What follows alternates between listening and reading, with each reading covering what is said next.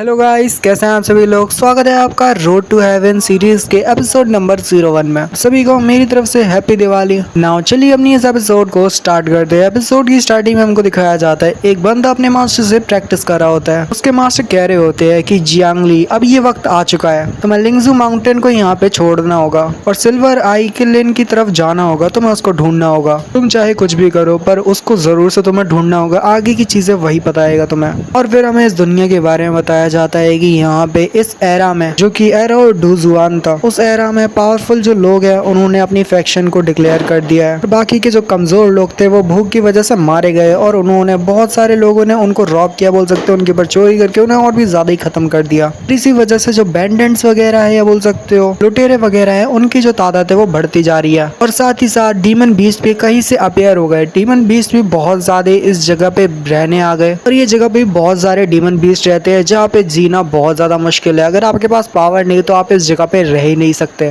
और कुछ लोग तो उन्हें हंट करते हैं सिर्फ जीवित रहने के लिए। तो डोजुआन हम कॉन्टिनेंट लेके चलेंगे जहाँ पे या नाम की स्टेट रहती है।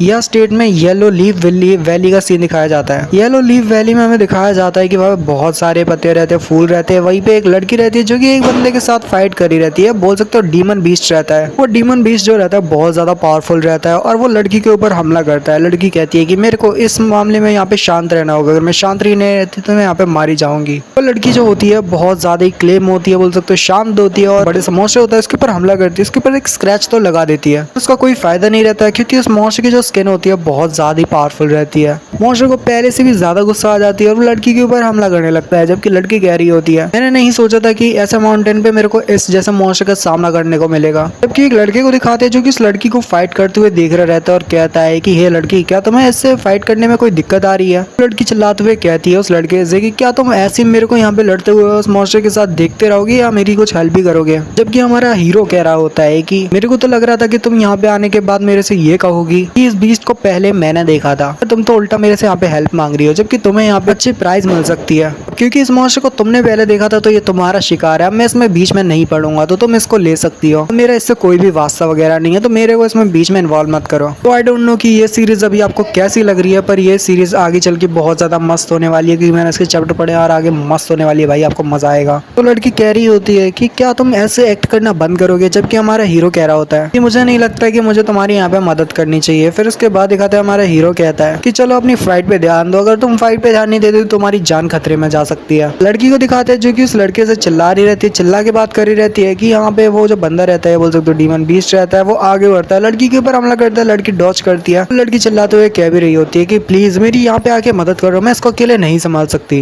अगर तुम चाहो तो हम रिवॉर्ड को 50-50 बांट लेंगे। हीरो कहता है पर हाफ मैंने तो कभी सोचा नहीं था कि मैं किसी के साथ हाफ ऐसे बांटूंगा, चलो मेरे को सोचने के लिए भी वक्त चाहिए। तो दिखाते हैं उस लड़की को जो कि यहाँ पे जिसके सामने डीमन बीस्ट जो होता है उस पे ऊपर झपट्टा मारता है पर वो नीचे की तरफ गिर जाता है। फिर लड़की को एक मौका मिलता है तो वो अपनी तलवार को ऊपर से उसके अंदर धसा देती है। ऐसा लगता है जैसे उस डीमन बीस्ट को उस लड़की ने मार दिया है। वो लड़की कहती है कि अब बताओ अब तुम्हें कुछ चाहिए क्या। कि लड़का मुस्कुराते हुए कह रहा होता है कि देखो इतनी ज्यादा जल्दबाजी मत करो, मैं अभी भी सोच रहा हूँ और तुम्हें भी यहाँ पे एक मशवरा देता हूँ कि तुम अपनी फाइट में ज्यादा ध्यान दो। लड़की को समझ नहीं आती। फिर दिखाते हैं कि वो डीमन बीस्ट अचानक से जागता है, उस लड़की के ऊपर एक स्नीक अटैक करता है पर वो लड़की जो होती है डॉज करने की कोशिश करती है पर कर नहीं पाती और आखिर में जाके वो पत्थर से टकराती है। वो डीमन बीस्ट भी बड़ी तेजी के साथ आगे बढ़ता है। लड़की बहुत ज्यादा जख्मी होती है और वो डीमन बीस्ट जैसे उसके ऊपर हमला करने वाला होता है लड़की चिल्लाती है कि प्लीज मैं तुम्हें सारे रिवॉर्ड दे दूंगी, प्लीज मेरी जान बचा लो, इस डीमन बीस्ट मॉन्स्टर को मार डालो। जबकि हमारा हीरो आगे बढ़ता है और अब वो एंट्री लेते हुए कहता है, कंस्ट्रेन करके कुछ कहता है। जैसे वो ये कहता है दिखाते हैं वो जो डीमन बीस्ट मॉन्स्टर रहता है वो वहीं पे जम जाता है। हमारा हीरो उस लड़की से तलवार को लेता है और कहता है कि मेरे को माफ करना पर मेरे को तुम्हारी स्वॉर्ड की जरूरत पड़ेगी। तो यहाँ पे वो कहता है उस मॉन्स्टर की तरफ देखते हुए कि देख के लगता है जैसे तुमने यहाँ पे बहुत ज्यादा ही अच्छी जिंदगी जी ली है, अब लगता है कि तुम्हारा जीवन को यही खत्म करने का टाइम आ चुका है। तुमने बहुत सारी ह्यूमंस की जान ली है, उन मासूम ह्यूमन की जिनकी कोई गलती भी नहीं थी, पर तुमने फिर भी उनकी जान ली। अब मैं इसमें कुछ नहीं कर सकता, इसमें गलती भी तुम्हारी थी तो मेरे को माफ करना। इसके साथ वो सॉरी बोलते हुए उस डीमन बीस्ट के ऊपर हमला करता है। एक ही हमले के साथ वो डीमन बीस्ट को मार डालता है। तो इससे हम हमारे हीरो की पावर का अंदाजा लगा सकते हैं कि हमारा हीरो बहुत ज्यादा स्ट्रांग है, कि एक ही स्लैश के साथ उसने डीमन बीस्ट मॉन्स्टर को मार दिया, जिसको ये लड़की भी मारने में बहुत ज्यादा दिक्कत हो रही थी। हमारा हीरो जब उस लड़की की स्वॉर्ड को चलाता है तो कहता है कि हाँ ये स्वॉर्ड बहुत ज्यादा अच्छी है, फिर वो उस लड़की की स्वॉर्ड को एक ही बारी में उसकी म्यान में रख देता है। जबकि जो लड़की होती है वो यहाँ पे हमारे हीरो की जो आर्ट्स होती है वो देख के बहुत ज्यादा हैरान होती है और कहती है कि वो जो मूर्ति बनी तुमने उसको एक सेकंड के लिए स्टॉप कर दिया, आखिर ये था क्या। जबकि वो लड़का कह रहा होता है कि ये कंसर्निंग आर्ट्स है, मुझे नहीं लगता कि ये तुम्हें बताने का भी कोई जरूरत है। हीरो कह रहा होता है कि वैसे इस बीच ने भी ज्यादा कोई कल्टीवेट नहीं किया था,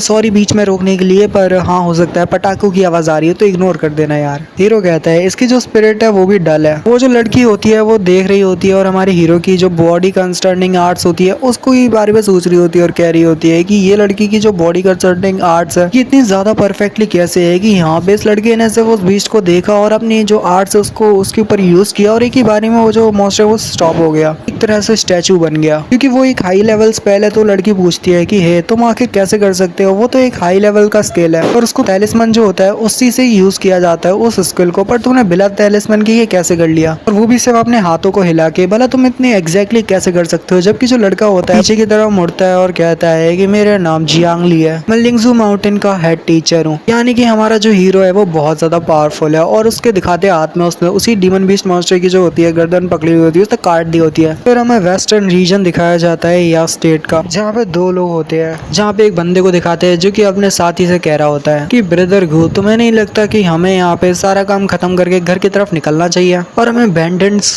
बनने से भी यहाँ पे इनकार कर देना चाहिए, हमें बैंडेंट नहीं बनना चाहिए। क्योंकि उसका जो ब्रदर रहता है बिग ब्रदर वो कह रहा होता है कि इडियट क्या तेरे को पता नहीं कि अगर हम पैसे नहीं चुराएंगे तो हम भला अपनी जर्नी को कंटिन्यू कैसे कर पाएंगे और हम भला अपने घर तक कैसे लौटेंगे अगर हम अपने पैसे ही नहीं कमाएंगे। तो पैसे कमाने का एक ही जरिया है, वो है दूसरों से पैसे चुराना। जबकि उसका ब्रदर कह रहा होता है छोटा ब्रदर कि अगर मेरे को पहले ही पता होता तो मैं उस जगह से वो सारी चीजें चुरा लेता। उस चीफ की करंट स्टेट के हिसाब से देखा जाए तो मेरे को नहीं लगता कि वो मेरे को नोटिस कर सकता था। जबकि उसका जो बिग ब्रदर रहता है वो यहाँ पे बहुत ज्यादा हैरान होता है और यहाँ पे सामने की तरफ देखता है, उसका ब्रदर भी सामने देखता है और उसका जो छोटा ब्रदर होता है अपने बिग ब्रदर से पूछता है बिग ब्रदर तुम देख सकते हो ना वहाँ पे कोई है ना, आखिर वो कौन है, कौन चलता हुआ यहाँ तक आ रहा है। फिर दिखाते वो सभी लोग कोहरे के अंदर ही देखने लगते हैं कि भला कौन चलते हुए आ रहा है। उसका छोटा भाई अपने चेहरे पे मास्क लगा लेता है और अपने बड़े ब्रदर से कह रहा होता है कि बिग ब्रदर ऐसा लग रहा है जैसे वो अपने पास कुछ लेके आ रहा है, यानी कि उसके पास हो सकता है कुछ खजाना वगैरह हो। वो दोनों ही रेडी होते हैं उस बंदे यानी हमारे हीरो से यहाँ पे पैसे चुराने के लिए, क्योंकि वो जो बंदा जो चलते हुए आ रहा रहता है वो हमारा हीरो ही रहता है। तो दोनों ही लोग रहते हैं वो यहाँ पे हमारे हीरो से कहते हैं कि देखो ये जो जगह है ये हमारी है, तुम्हें यहाँ पे दूसरी जगह पे जाने के लिए हमें पैसे देने होंगे, अगर तुम ऐसा नहीं करते तो तुम्हारे लिए मुश्किल हो जाएगी, हम तुम्हें यहाँ पे जिंदा नहीं जाने देंगे। हमारे हीरो को डराने लगते हैं। हीरो कहता है अच्छा ऐसी बात है। और वो लोग हमारे हीरो से ये भी कहते हैं कि तुम्हें यहाँ से जाना होगा, निकलना होगा। जबकि हीरो कह रहा होता है कि तुम चाहते हो कि मैं यहाँ से चला जाऊँ। पर जब हीरो थोड़ा सा और करीब आता है उन दोनों के तो वो दोनों की चड्डी फट जाती है जब वो देखते हैं कि हमारे हीरो के हाथ में वही डीमन बीस्ट का वो होता है मुंडी, जिसका ये सबूत है कि हमारे हीरो इतना ज्यादा पावरफुल है कि उसने इतने बड़े डीमन बीस्ट को एक ही बारी में हरा दिया और उसको एक चोट नहीं आई। इससे वो दोनों ही जो लड़के होते हैं वो बहुत ज्यादा हैरान हो जाते हैं और उन्हें समझ आ जाती है कि ये कोई नॉर्मल बंदा नहीं है, बहुत ज्यादा पावरफुल है। इसी के साथ 01 का एपिसोड यहीं पे खत्म हो जाता है। ये एंजॉय लीव लाइक अगर आपको पसंद आता है, नेक्स्ट एपिसोड देखना हो तो कमेंट कर दो। मिलते हैं अगली वीडियो में, तब तक के लिए सन और पीस, गुड बाय।